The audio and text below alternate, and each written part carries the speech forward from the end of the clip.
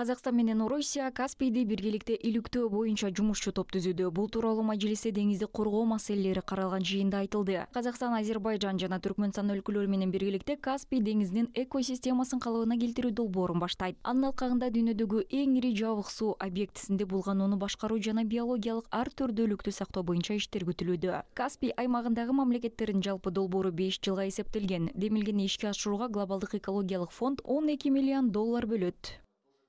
Жаһандык экологиялык кордун грантынын эсебинен ПРООН. Глобалдык экологиялык фонддун грантынын эсебинен буунун өнүктүрүү программасы аркылуу Каспий деңизинин Казакстан бөлүгүнүн өзүнчө долбоору ишке ашырууну каржылоонун сомасы $8 миллион түзөт. Каспий деңизинин жээгин ыңгайлашуу долбоорун ишке ашыруу үчүн адаптациялык фонддун каражаттарын тартуу мүмкүнчүлүгү иштелип чыгууда. Долбоордун болжолдуу суммасы $10 миллион. $10 миллион ақш.